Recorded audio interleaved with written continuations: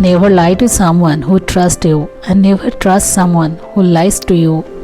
हमें ये बताने वाले कि हम तो आपके बिना रह ही नहीं सकते, अब तो हमारे लिए सब कुछ हो। ऐसे लोग हमारी ज़िंदगी में बहुत होते हैं, मगर जब साथ निभाने का टाइम आता है या इनके साथ रहते हुए बहुत टाइम हो जाता है और जब हम इनसे अटैच्ड हो जाते हैं तो सबसे पहले यही लोग हमें छोड़ कर जाते हैं। लोगों का बदलना उनके बिहेवियर पर डिपेंड करता है। आपको अगर ये चीज़ देखनी है तो सिर्फ उनकी बातों पर ध्यान मत दीजिए, बल्कि उनके एफर्ट्स भी मैच कीजिए कि उनकी बातों से उनके एफर्ट्स मैच हो भी रहे हैं या नहीं। क्या आपको पता है जो आपके साथ रहना चाहेगा कि वो आपको बार बार ये बोल रहा है कि मुझे तुम्हारे साथ रहना पसंद है, तो वो इसे प्रूव भी करेगा और आप इसे नोटिस कर भी सकते हो। जैसे आपने कभी ये देखा है, आप किसी से मिलने जाते हो तो कई लोग ऐसे होते हैं जो अपने फ़ोन में ही लगे रहते हैं। मतलब एक तरफ आपसे वो बात कर रहे होंगे और दूसरी तरफ वो फ़ोन भी चला रहे होते हैं, लेकिन जो रियल होते हैं उसको सिर्फ आपको सुनने में इंटरेस्ट होगा। और दूसरी चीज़, वो ऑलवेज आपकी ज़रूरतों को देखेगा और वो जितनी हो सके आपको हेल्प करेगा उन्हें पूरा करने में। और तीसरी चीज़, कभी अगर आप बहुत ज़्यादा लो फील करते हो तो वो अपनी बातों से ही आपको फुल चार्ज कर देगा और फिर से आपको लाइफ में जीने की हौसला देगा। बल्कि सबको ये फ़र्क नहीं पड़ता कि आप डिप्रेस फील कर रहे हो या अकेला। देन चौथी चीज़, कभी अगर आप उनसे सीरियस टॉपिक पर बात करते हो या अपनी लाइफ के बारे में कुछ बात करते हो तो वो अपनी लाइफ समझकर सब सुनता है, जबकि सबके पास ये क्वालिटी नहीं होती। पांचवी चीज़, आपकी बोली हुई छोटी सी बात भी उसे याद होगी। ये अलग बात है कि उसकी मेमोरी हर चीज़ में वीक है, बट अगर उसकी मेमोरी सब चीज़ में अच्छी है और सिर्फ आपके लिए ही वीक है तो ये कोई गुड साइन नहीं है। अब जैसे एक लड़का और एक लड़की एक ही कॉलेज में पढ़ते थे और दोनों ही एक दूसरे के काफ़ी अच्छे दोस्त थे। ऐसा नहीं था कि सिर्फ यही दोनों आपस में रहते हो, बाकी भी दोस्त थे जो सब एक साथ टाइम स्पेंड करते थे। और ये लड़की इंडिया से बाहर की थी जो यहाँ कुछ सालों से रह रही थी और कॉलेज कंप्लीट होते ही यहाँ से बाहर ही शिफ्ट होने वाली थी।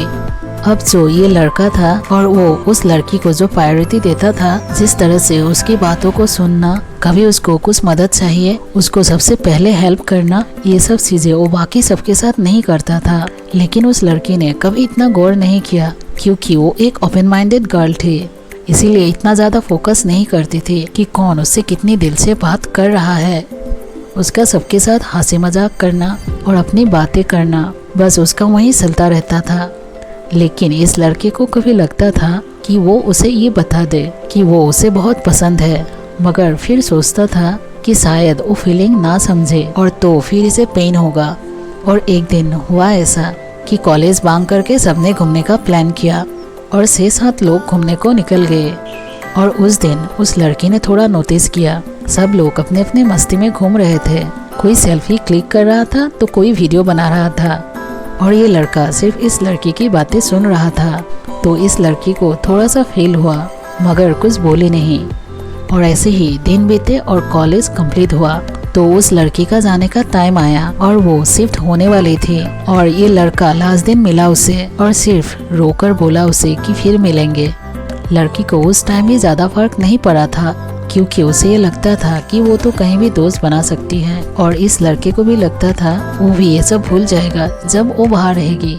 और जहाँ वो शिफ्ट हुई वहाँ उसे काफ़ी दोस्त भी मिले, मगर कुछ पहले जैसा नहीं था। वो कुछ मिस कर रही थी और यहाँ तक कि उसकी शादी भी हो गई थी और उसने लव मैरिज की थी।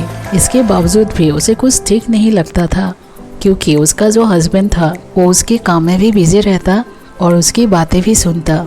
अब 2 जगह दिमाग चलाता तो उसे आधी बातें समझ आता और आधी नहीं। उसकी बातें कुछ और कहती थी और उसके एफर्ट्स कुछ और। कभी उसके हस्बैंड ने उसके फेस से ये जाना ही नहीं कि आज वो सैड है या हैप्पी, जबकि वो जो कॉलेज वाला लड़का था वो तो उसको देख के ही जान जाता था। प्लस इसके हस्बैंड को उसका कोई बात याद नहीं रहती थी। हाँ, ये तो बोलता था कि वो बहुत प्यार करता है और नई नई जगह पर उसको घुमाने को लेके भी जाता था, लेकिन इसके बाद भी वो फुल्ली सेटिस्फाई नहीं हो पाते थे।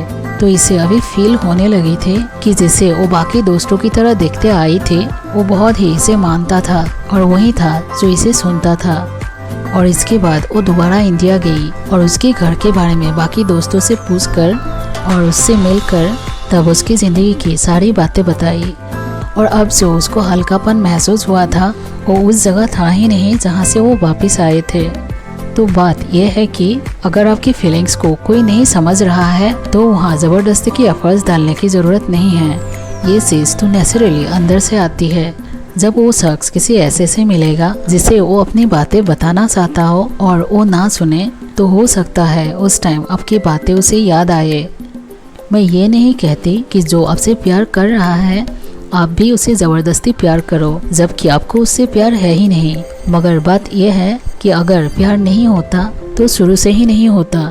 आप प्लीज़ शुरू में किसी के साथ रहकर उसे ये झूठी तसल्ली मत दिया कीजिए कि आपको उससे बहुत प्यार है, क्योंकि ये चीज़ हमेशा पेन करती है।